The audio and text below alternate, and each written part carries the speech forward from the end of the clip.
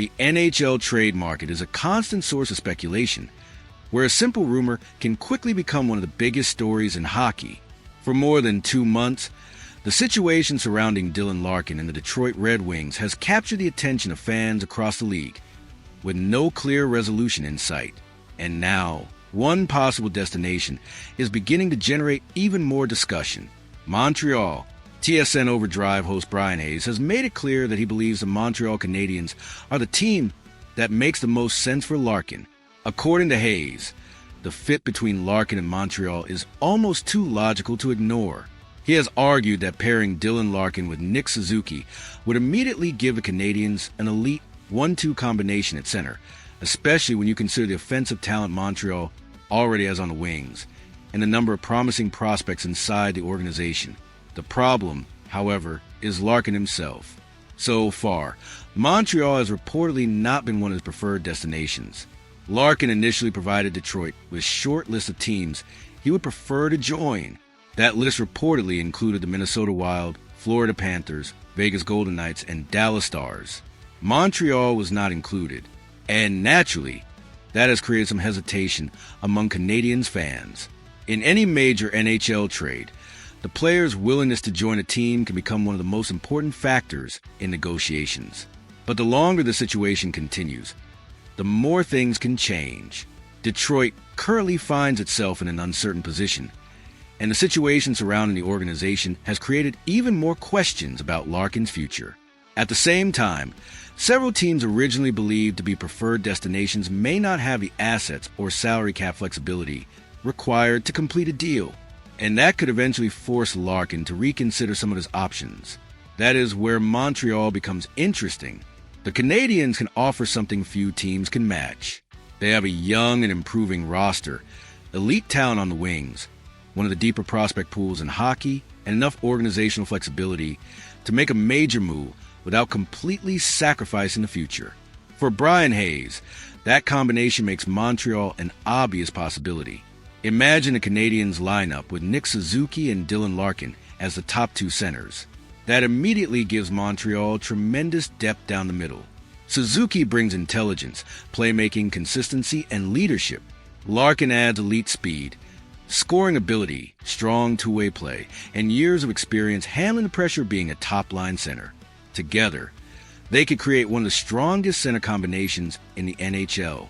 And more importantly, it would allow Montreal to distribute its offensive weapons across multiple lines. With players like Cole Caulfield, Uri Slavkovsky, and Ivan Demidov available on the wings, opposing teams would suddenly have a much more difficult matchup every night.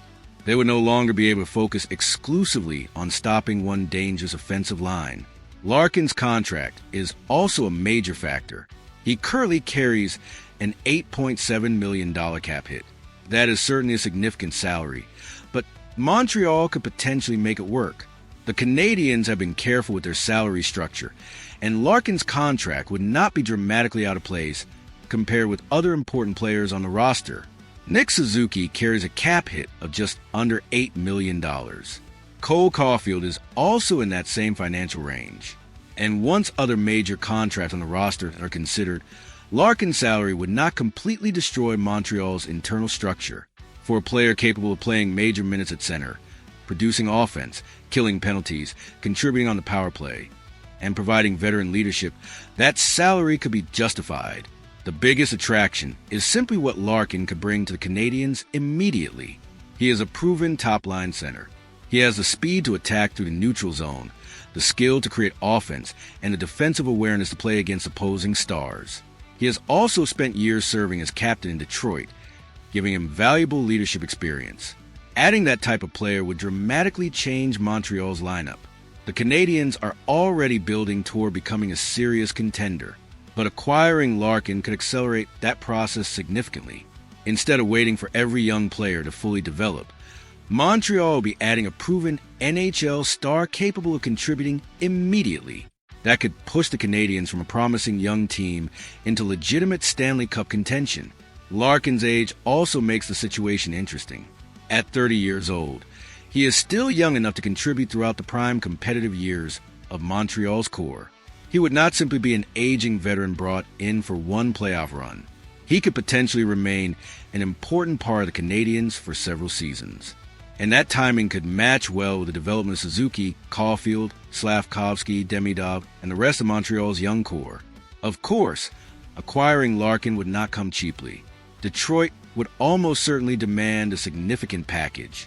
Draft picks, prospects, young NHL players, or some combination of all three would likely be involved. But Montreal is one of the few teams that can make a major offer without completely destroying its future. The Canadiens have accumulated valuable prospects and draft capital precisely so they can eventually take advantage of opportunities like this. The key would be finding the right balance.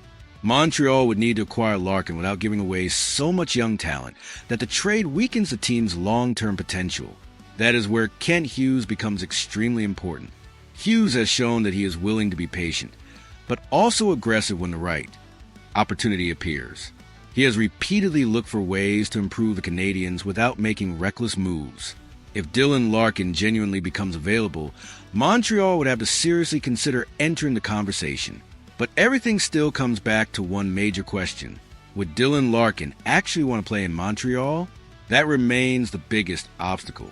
A trade only makes sense if the player is comfortable with the destination and believes it provides the right opportunity for his career. Montreal was reportedly not on his original preferred list, but circumstances change. If some of those original destinations cannot complete a trade, and if the Canadiens continue improving, Larkin's perspective could eventually change as well. Montreal can offer something very attractive: a passionate hockey market, a talented young roster, a chance to play alongside Nick Suzuki, elite offensive talent on the wings, and most importantly, a legitimate opportunity to compete for the Stanley Cup. If Larkin becomes open to the idea, then this could quickly become one of the most fascinating trade possibilities in the NHL, and the impact would extend far beyond Montreal. Adding Dylan Larkin would make the Canadiens significantly more dangerous inside the Atlantic Division. Toronto, Boston, Florida, and every other rival would suddenly have to deal with a Montreal team featuring Suzuki and Larkin down the middle. That would immediately change the competitive landscape of the division. Just imagine the possibilities.